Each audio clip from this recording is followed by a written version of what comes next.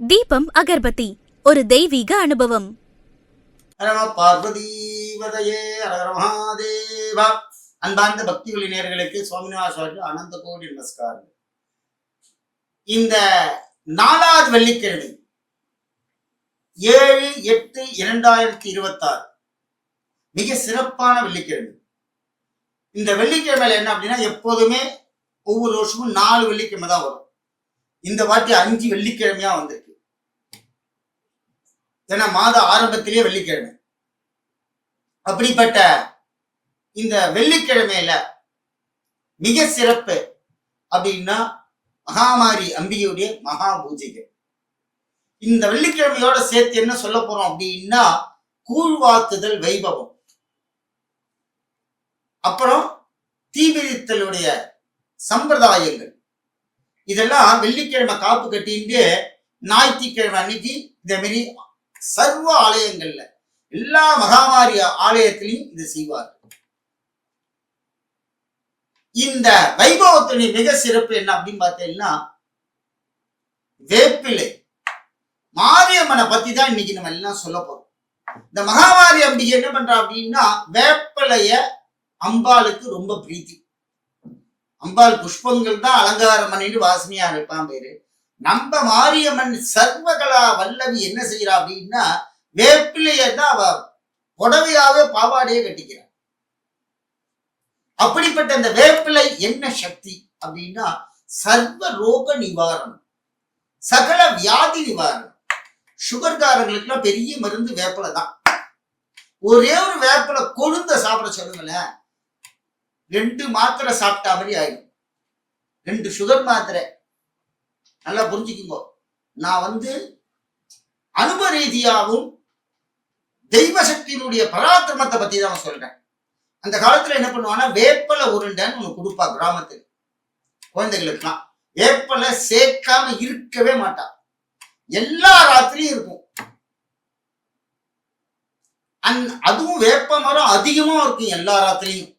ஒரு 4-5 மரமாடு கொண்டு சைட்லையும். வேப்ப மரம் இல்லாத வீடு கிடையாது. அதே மாதிரி அந்த தெருவில் பார்த்தோம்னா வேப்ப மரம் நிறைய வளர்ந்துருக்கும்.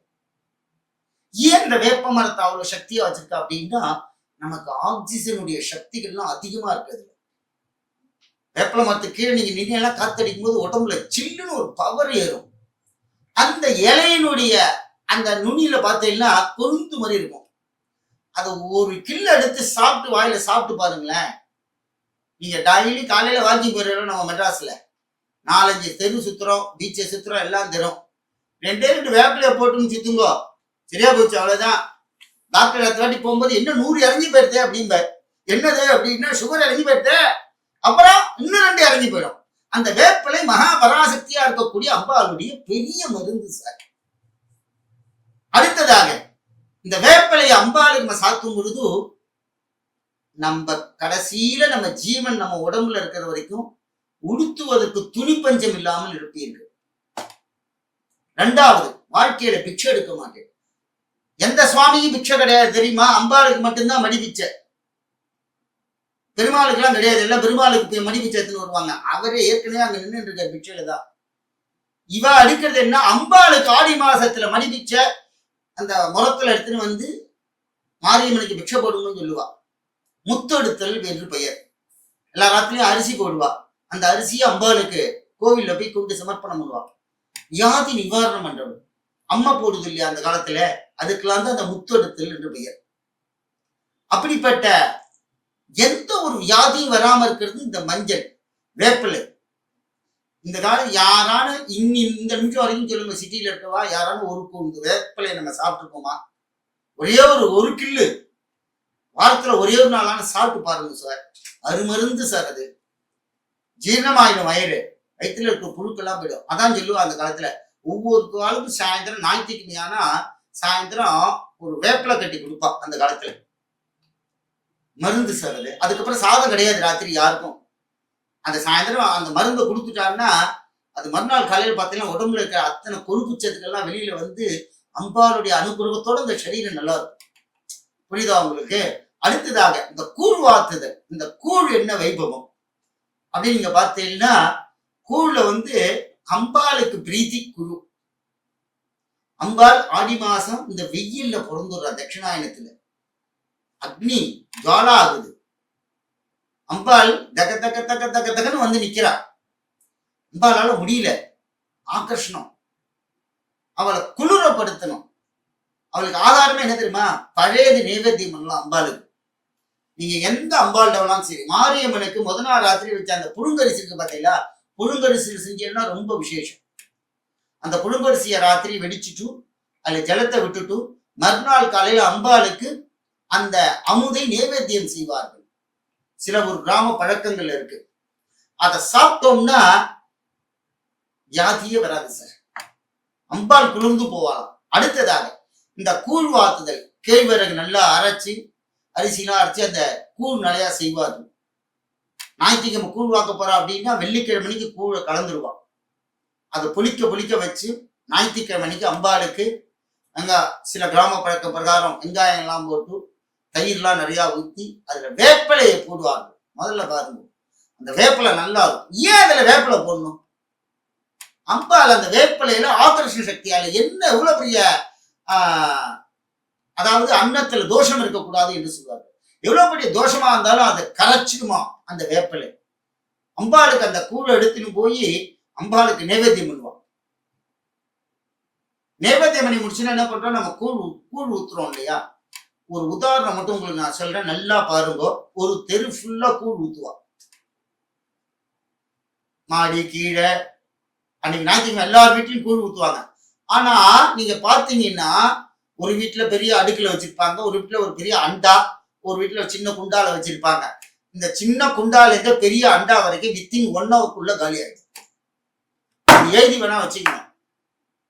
நீங்க மனமாற அம்பாளுக்கு ஆத்துல கூழை வாத்து வச்சுட்டு கீழே வந்து பொதுமக்களுக்கு கொடுக்கணும். கண்டிப்பா அம்பாள் எந்த ரூபத்துல வேணா வருவா. ஆம்பளை ரூபத்துல வேணா வருவா, பொம்மநாட்டி ரூபத்திலயும் வருவா, குழந்தை ரூபத்திலயும் வருவா, பணக்காரியாகவும் வருவா, பிச்சைக்காரியாகவும் வருவா. ஒரு டம்ளர் கூழை குடிச்சிட்டு போவான். போயிட்டே இருப்பான் வண்டியில, தாகம் எடுக்கும், இறங்கி நின்று ஒரு கூழை குடிச்சிட்டு போவான். நீ கூப்பிடவே வேணாம், அவனே வந்து சாப்பிட்டு போவான். ஒரு வீட்டுல இருக்கவே இருக்காது. ஒரு நம்ம அம்பாளுடைய அனுகிரகத்தை பத்தி சொல்றேன். ஒரு அம்பாள்கிட்ட எனக்கு தெரிஞ்சு ஒருத்தர் சொன்னார். அவர் கூழ் காலையில 10 மணிக்கு என்னமோ ஆத்து வாசல்ல வச்சிருந்தார். யாருமே வரல அந்த தெருக்குள்ள. அது ரொம்ப ஸ்ட்ரிக்டான தெரு போல இருக்கு. பணக்கார தெருன்னா யாரும் வெளியில வரமாட்டா இல்லையா, நாய் தான் ஜாஸ்தி இருக்கும் வாசல்ல. அதனால யாரும் அந்த ஏரியால கூழ் குடிக்க வரமாட்டார். ஆனா இவர் பெரிய அம்பாள் பக்தர். இவர் கூட வச்சுன்னு ஆத்து வாசல் நிக்கிறார். ஒருத்தர் கூட வரல. மணி 12 போகுது.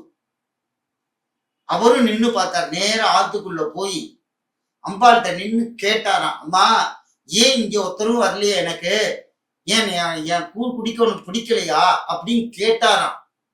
நம்ப மாட்டேன், அவ்வளவு பெரிய பணக்கார சிட்டியா இருந்த அந்த இடத்துல ஒருத்தர் வண்டியில போட நெத்தியில நல்லா குங்குமத்தை வச்சுட்டு வண்டியை விட்டு இறங்கி அந்த இடத்துல அவர் கூப்பிடுறதும் இவர் போய் நிக்கிறதும் ஒன்னா இருந்தது. வாங்கி கூழை குடிச்சு 1க்கு 2 3 டம்ளர் குடிச்சிட்டு எனக்கு ரொம்ப திருப்தி, எல்லாரும் வந்து குடிப்பா அப்படின்ட்டு போனாராம். இவர் போகும்போதே வண்டியில அங்க கூழ் ஊத்துறாங்க, 2 பேர்ட்ட தான் சொன்னாராம். முடிஞ்சு போச்சு. 50 பேர் நின்றான். இவர் கூழ் வாத்து பத்தவில்லை.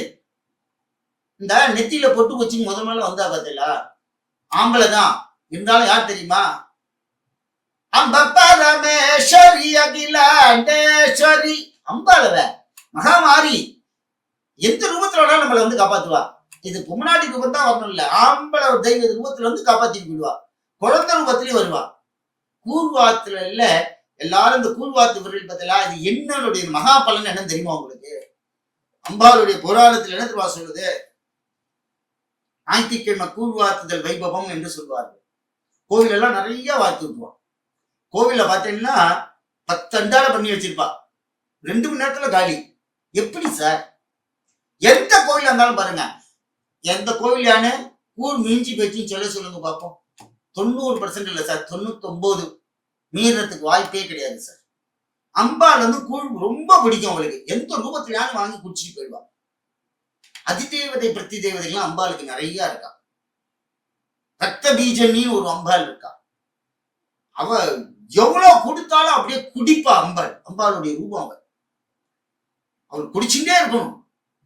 கூழ் டெய்லி 365 நாள் வச்சு நைவேத்தியம் பண்ணாலும் அவள் சாப்பிட்டுட்டே இருப்பா. நமக்கு என்ன அனுகிரகம் சார் அதுல அப்படின்னா, நம்ம பாத்துல நித்திய கல்யாண வைபவம் நடக்கும். நித்திய கல்யாணம் என்னன்னு தெரியுமா? சதா சர்வ காலமும் நம்ம பாத்துல மஞ்ச பத்திரிக்கை வந்துட்டே இருக்கும், நம்மளும் மஞ்ச பத்திரிக்கை குத்துட்டே இருப்போம்.